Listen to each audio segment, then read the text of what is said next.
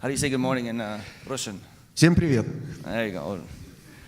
All right, so here we are. My brother from another mother. Another brother. To have you back in Bucharest 10 months after you drove down for 22 hours in a beat-up car to meet me and Brock Pierce and all the people that came here from around the world and tell us about this great idea that you had with Token as a Service, which to me sounded like a great name with these hieroglyphics. You can't even understand what the logo is, and now I know why he chose that logo with his branding partners. It's for who needs to know. So, pour le connaisseur, right? Absolutely. So, yeah. How did you learn about d10e?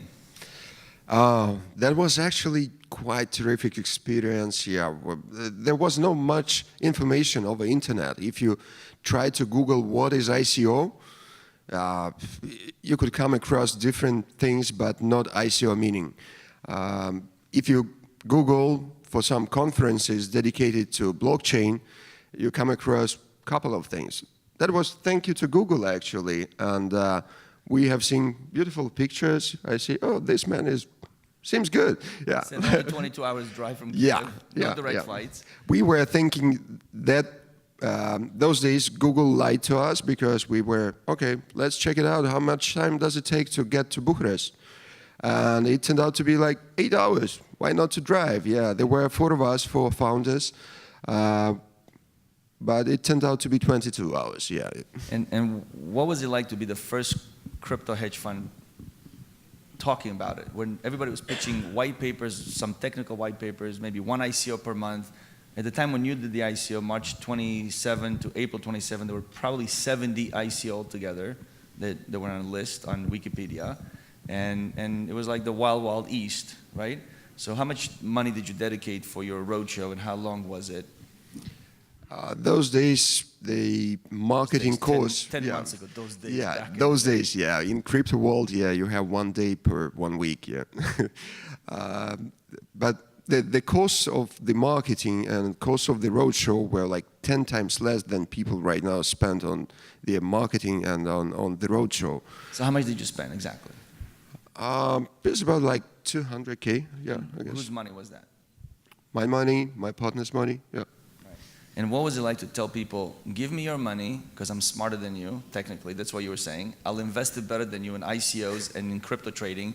And then, trust me, I will develop this third-party tool called the cryptographic auditing tool to show you all my trades to see that they're real. What was it like to try to pitch that story to investors back then? It was not about that we are smarter than somebody else. It was about the managing the funds, and those days the market was about 20 billion, yeah, if I'm not mistaken. Yeah, February was 20 billion. Yeah, but still there were so many coins that actually if you are not dedicated from A to Z, from dawn till dusk to this market, you cannot manage that. You cannot follow all the coins. You cannot analyze all of them. It is so easy to buy a Bitcoin or Ethereum and to manage like the portfolio of a couple coins. But if you are dedicated to that from doing the everyday trading, sometimes it takes like 1,000 trades a day, sometimes no trades. Somebody should have done that. That's why we have been doing that for a couple years and decided to make it public. So it was exactly 981 altcoins in CoinMarketCap. Yeah. February 20th when I wrote the welcome letter for the booklet. It was about 1,000, yeah. And now there's thousands, yeah. Thousands, nobody knows exactly, but there's 2,000 to 3,000, let's say, right? Yep. And what is it like to do 10,000 trades today per day? You have 25 people full-time working in the Kiev office. 27, yeah. 27, all right. It grows every day. And a year from now, you'll have how many people, based on your estimates? In a year from now, how many more? Well, we are planning actually with a capital platform that we are building this amazing thing, the unique and single gateway to the cryptocurrency. We actually need to have 100 more next year. Yeah. 100 more people? Yeah, right. Within a year from now? Yeah. To manage the current fund and all the new funds that will be coming? It's not about the fund. The fund you can manage within like 10, 15 people. The other fund we are raising as well. But within the capital platform, you need a lot of support, a lot of developers. That's why we need about 100 people, I guess even more. Yeah. So let's talk a little bit about the structure. So there's three kinds of tokens, right? Utility tokens, security tokens, which are very risky to call yourself a security token and pursue that, because first of all, there's nowhere to trade those right now until Gibraltar Blockchain Exchange will be alive, and then they'll be the first nationally backed crypto exchange to permit security tokens, which is phenomenal. They're one of our sponsors, one of our partners, our co-hosts in Gibraltar back in October.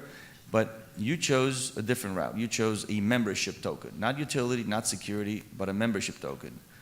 And you chose... All the tokens are tricky. Yeah, we can ask Gordon about that. Yeah.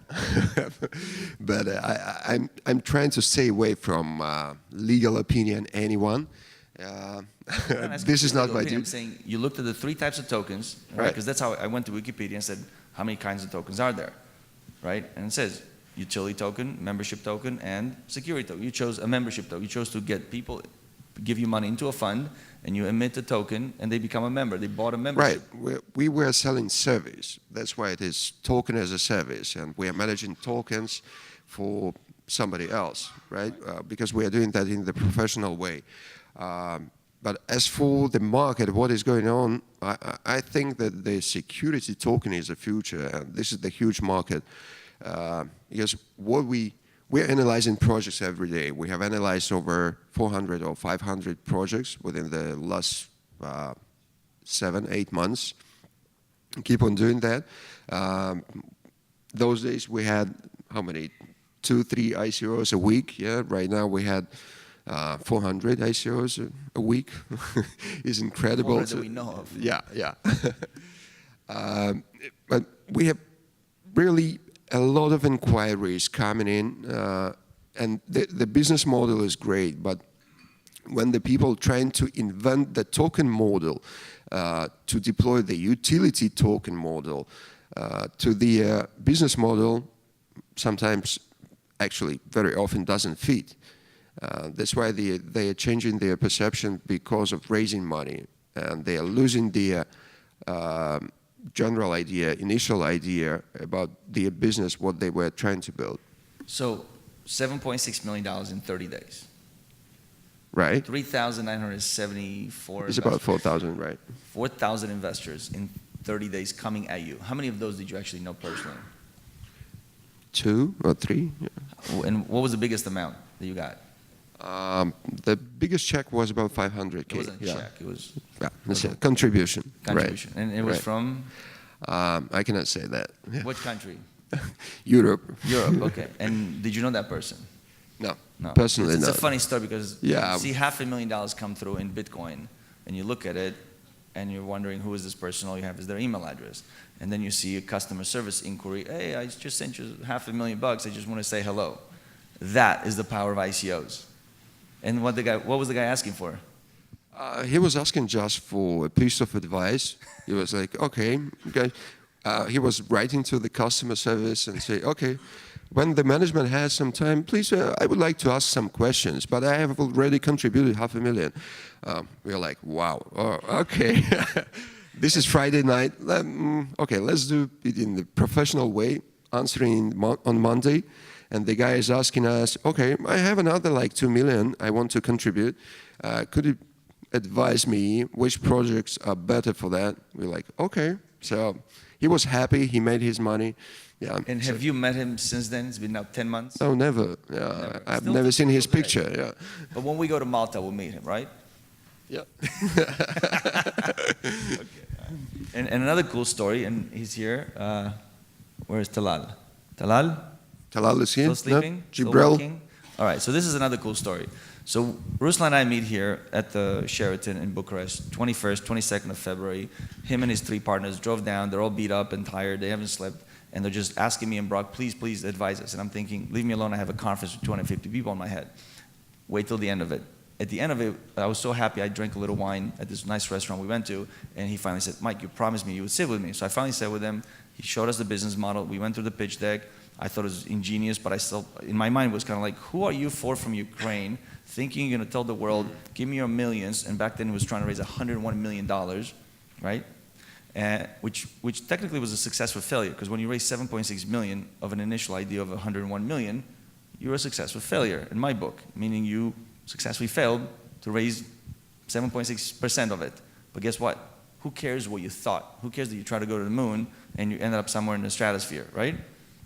So the cool story is that Talal, 2 weeks after we met here, we met in Burj Al Arab, a big event, meaning big in terms of, wow, it's in Dubai. It must be billions falling from everybody's pockets.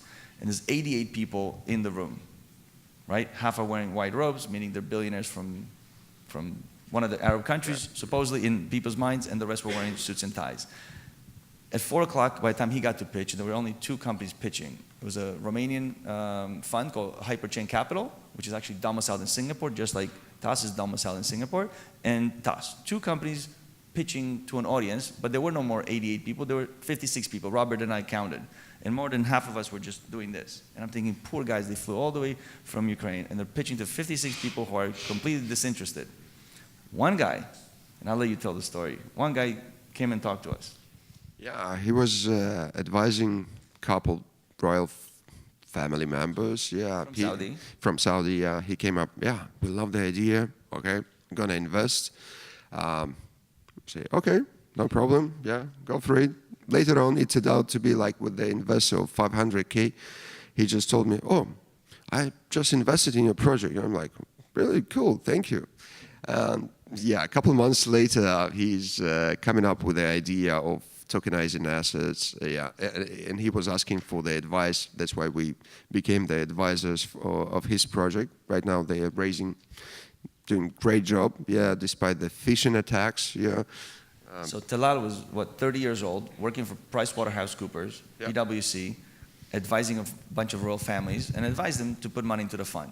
Fast forward a few months later, the guy becomes obsessed with crypto, quits his job, raises $2.5 million pre-money, and now is raising, I forgot how big is the ICO, but anyway, he's here with us. He's going to be pitching later today, and now he's a groupie of d10e. He goes everywhere with us because we have this cool story to tell about how at one point he's sitting in the audience representing billions, invests, then he quits his job, and then the fund, TAS, invests in his project. And to me, that's a full cycle of money, yeah. in 6 months. So welcome to the family. Yeah. You never know what is happening day after.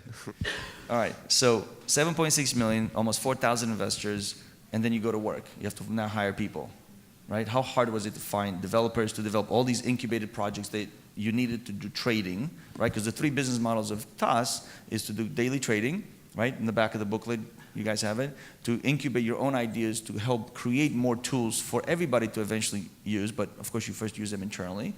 And the third thing is to invest in ICOs, because that's the coolest, sexiest thing to do, which is the hardest thing to do, because you look back now, first quarter, 11 investments, $3 million. Second quarter, 6 more investments, another $1 million. Third quarter, we were going to do no investments, right? Because we got so upset at the world. Yeah. All the CEOs lying. But still we are stuff. doing, yeah.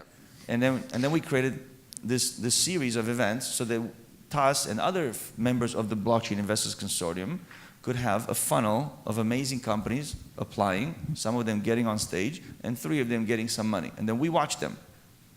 That's the funnel that we created because we decided no more investments. I was very upset after 6 months and 17 investments because you look back and you say, half of them lied to me. Half of them, they got listed, but their token is worth less than what I paid for. And we're not in the business of pumping and dumping, yet they allowed deals to happen with big discounts and big bonuses of other people that weren't holding it for at least 6 months to 12 months like us, so everybody got screwed. So how do you deal with all of this internally? You're hiring people, you're managing 4,000 people's money, the world is changing every single second. How do you do it? So many hurdles, so many barriers you actually meet, and we were at the very beginning trying to prove the world that there are no barriers, but it was, you don't need to have any country to ask, oh, where are you from? Oh, Ukraine. Oh, no, no, no.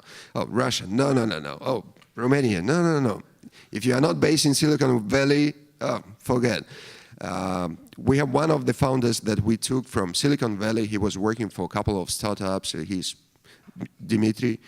So he's loving to live in Ukraine. It is really difficult those days was to convince people or trying to prove that you don't need any jurisdiction. You're working in blockchain space. It doesn't matter where you are based. You are just buying the jurisdiction, legal one, yeah? So where it is comfortable. But you can be based whenever, in the cave. So choosing the staff, the personnel is one of the toughest things, actually. The team building is really tough, yeah, and to find the first people, the key people, is really challenging and really important. After that, yeah, everybody is coming, oh, I want to work for TAS. Yeah, no problem. We have internships from United States, from all over the world, people. Doesn't matter. We don't need salary. We want to come to Kiev, wherever you're based. Please, give us some job. We want to have some experience for that. But that all happened after the parties of d10e Yes, in Kiev sure. in September. Absolutely, absolutely. And concerning the investments, you cannot plan. Many people are asking, oh, are you contributing this month or next month or months after that? It depends on the project, actually. Yeah, if it is a lovely, really good one, it doesn't matter when it's taking place. Yeah, today, tomorrow. Still, you are reducing, increasing your budget for the investments, but it's still happening like every month. And what does it feel like, not when you invest in a good deal after 50 hours of due diligence and then it gets listed and it goes up like 10x, meaning the company 10x, not 10x, which went up much more than 10x. Right? Ah, the feeling is good, yeah, of course. No, but what does it feel like when we are struggling to get to the CEO of a company like Tezos, and we go through every angle to try to get to the founders, and they're arrogant to not even return our phone calls, and we're the first crypto hedge fund? What is it like to go through that and say, I missed it? Yeah, that's why it's very important to stick to your internal rules, to stick to your internal due diligence list that is increasing every day. But one of the major parts of communication we have in the due diligence list is communication with the founders and top management, because what are the projects all about? We are all becoming public, so all the people around know who we are, what we do. That's why there is nothing behind, there are no assets, nothing you can prove, actually. That's why it's really important to know the key team who is behind that. But then when you find out that Tezos, yeah, it was and you live real. with this feeling that, oh, I should have invested in them. This was not only about Tezos. There were like so many companies like Tezos trying to do the same, not communicating with the public. I didn't want to become public as well. Yeah, but I had to. I didn't have any choice. So there's lots of stories. This is a part of responsibility, actually. We actually. sit here till 3 p.m. But I'd like to make an announcement, because we always start these competitions since Kiev, where it was 100,000, then we went up to $400,000, or 100 Bitcoin at the time. And then in the next event in Gibraltar, it was $100,000. And then in Davos, it was supposed to be 100,000, but we decided last minute on that beautiful train ride, okay, let's put another 150,000. So the three companies won a third of $250,000. Then Ljubljana came, which was just Tuesday. There was 100,000, and here was supposed to be 100,000. But last night we had a wonderful dinner at Taverna Sârbului. He drank some palinka. It was almost breakfast. Then we went to Radisson. We had some more Jägermeister, and now he has an announcement to make. Well, we don't make these decisions like that. Yeah, but so. Well, you know, come on, let's make it a little fun. Yeah. Well, we decided to make another 100K to dedicate to the top 3 winners. So now we have $200,000 for those 15 of you. And that's just the beginning, because the whole point of d10e's funnel, because that's what it is, it's a funnel of projects applying, getting accepted, getting on stage, and getting some visibility. The whole point of this, there's 120 crypto hedge funds and individual investors in the Blockchain Invest Consortium. When we started that in September 1, after being upset at all these people lying, and basically we decided to standardize due diligence and share deal flow among like-minded people. So it was TAS, it was Blockchain Capital, it was Concilium, Eddie Travia, you heard of from yesterday, it was David Orban with his $5 million fund called Network Society Ventures, and it was 5 of us that we decided, and Crowd Mentor, we said, we need to standardize due diligence. So we made this nice PDF, Crowd Mentor, powered by TAS, and we gave it to the whole world. We said, this is what you need to give us, and then I'll spend an hour to going through all these documents with you. Don't make me spend 20, 40, 50 hours with you to ask you questions. Here's what you need to show us. And then our lives became a little easier. We show people what we need to see for you to sit at the right table, not with us, but with other people.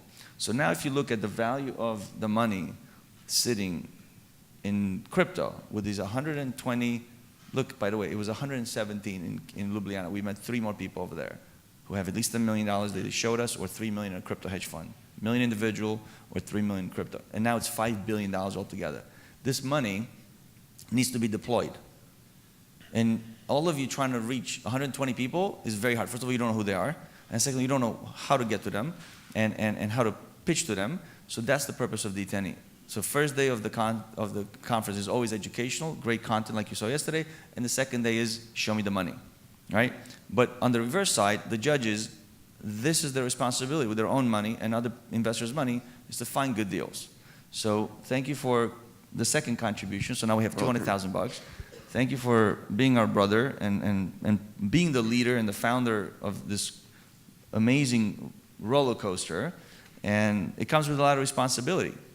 Because if TAS and other funds said third quarter of this year or the fourth quarter of this year, 0 investments, guess how the media would portray it? Guess how many brilliant ideas would not come to fruition? Guess how many fewer conferences would take place? So our job is to put a little bit of money now at risk, but in many more deals. Kind of like the business model of 500 startups. Kind of like that. Any last closing remarks? I wanted to add that right now, all the ICO pitches that we're gonna watch today have a unique possibility that we didn't have before.